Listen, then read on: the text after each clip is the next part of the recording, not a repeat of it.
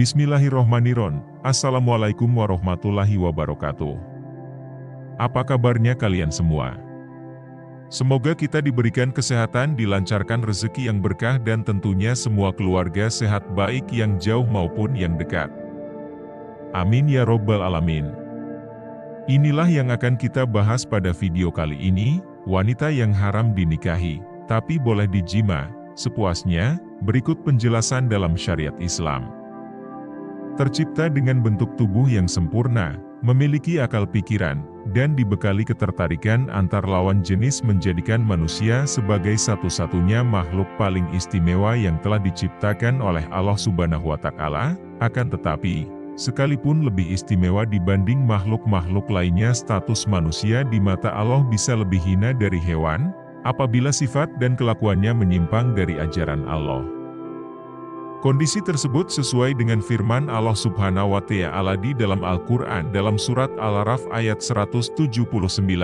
Artinya, sungguh, kami benar-benar telah menciptakan banyak dari kalangan jin dan manusia untuk masuk neraka, jahanam, karena kesesatan mereka.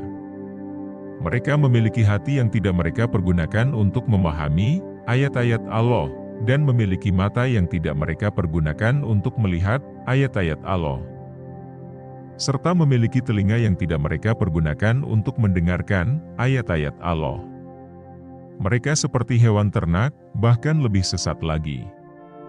Mereka itulah orang-orang yang lengah. Merujuk pada ayat Al-Quran tersebut menjelaskan pada perbuatan dosa yang masih marak dilakukan oleh manusia, di antaranya adalah perbuatan zina.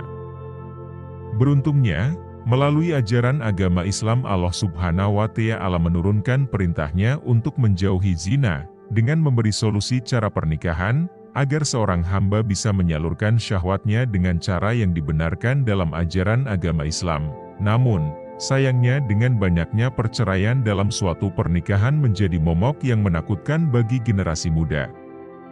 Sehingga untuk menyalurkan kebutuhan biologisnya, tidak jarang memilih untuk berzina daripada melaksanakan sunnah Rasul dalam jalinan pernikahan yang sah menurut agama. Data yang sudah terjadi jumlah kasus perzinahan terhitung sejak tahun 2016 hingga 2021 jumlah kasus kriminal kesusilaan mencapai angka 6.000 lebih kasus. Bahkan, angka tersebut belum termasuk kasus perzinahan yang terjadi di tempat prostitusi.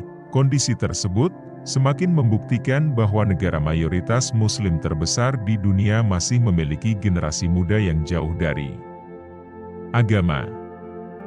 Dalam video ini, menarik untuk dibahas selain melalui pernikahan, ada proses berjima atau berhubungan layaknya suami istri yang konon diperbolehkan bahkan dihalalkan dalam ajaran Islam. Bagi kamu yang penasaran, cara halal untuk berjima, tanpa harus memiliki status hubungan suami disebut juga dengan konsep milkul yamin. Menurut syariat Islam, milkul yamin adalah hubungan kepemilikan seorang tuan terhadap seorang hamba sahaya atau budak.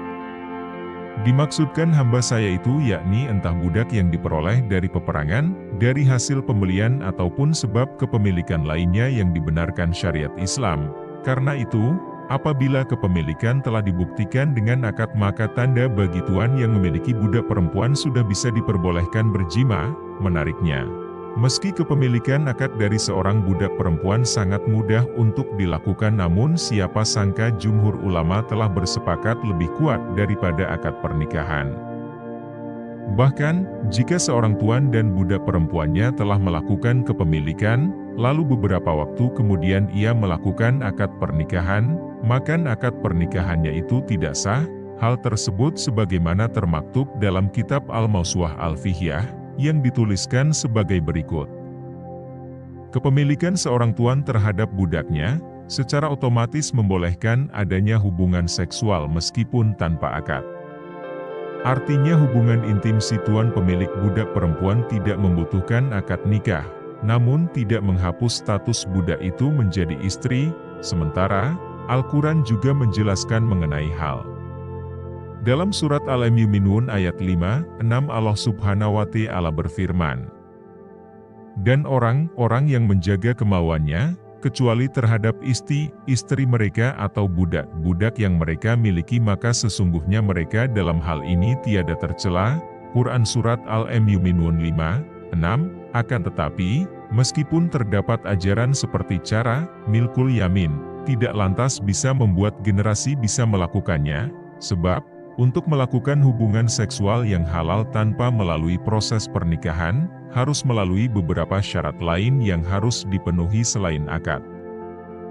Pertama, seorang tuan baru bisa berhubungan intim dengan budak perempuannya, jika budak tersebut sepenuhnya milik pribadi bukan milik bersama, baik itu hasil peperangan, pemberian bukan hasil rampasan. Kedua, keyakinan budak perempuan haruslah beragama Islam atau wanita-wanita ahli kitab yaitu Yahudi dan Nasrani. Namun, apabila budak perempuan itu beragama Majusi atau paganisme maka tidak diperbolehkan tuan yang beragama Islam untuk berjima. Ketiga, konsep milkul yamin membolehkan menggabungkan untuk seorang budak perempuan dengan saudara perempuannya atau anaknya, dengan ibunya atau dengan bibi-bibinya, hanya saja, kondisi itu sebatas dijadikan asisten rumah tangga dan untuk berjima, tetap harus pada satu budak perempuan saja. Keempat, budak perempuan yang dijima tidak ada hubungan darah dengan tuannya, artinya seorang tuan tidak boleh menjadikan mahramnya sebagai budak. Baik itu mahram dari sisi nasab, persusuan ataupun perkawinan. Bahkan sebenarnya budak yang masih berstatus mahram dengan tuannya secara otomatis akan merdeka. Kelima, setelah seorang tuan berjima dengan budak perempuannya, maka baginya diharamkan menikahi serta berjima dengan keluarga dari budak perempuan tersebut, dan yang terakhir yakni syarat keenam, bahwa budak perempuan yang dimiliki tidak berstatus sebagai istri orang lain, tidak sedang menjalani masa iddah, dan tidak sedang dalam keadaan mengandung. Itulah beberapa informasi tentang konsep berjima dengan cara milkul yamin. Jika kamu berminat dengan konsep itu, ada baiknya tinggalkan minat tersebut, sebab di zaman yang serba modern saat ini, konsep milkul yamin sudah tidak relevan lagi untuk dilakukan, terlebih setelah beberapa tahun Rasulullah Shallallahu Alaihi Wasallam menjalani kehidupan sebagai seorang nabi. Konsep milkul yamin sedikit demi sedikit sudah tidak membuat umat di zaman kenabian tertarik untuk melakukannya, sebab di zaman kenabian Rasulullah dalam salah satu ajarannya sangat menjunjung tinggi harta dan martabat seorang perempuan. Demikian penjelasan tentang haramnya menikahi wanita yang masih ada hubungan dengan keluarga terdekat. Terima kasih yang sudah nonton, jangan lupa like dan komen di kolom komentar jika ada pertanyaan. Terakhir jangan lupa subscribe, sampai jumpa di video selanjutnya.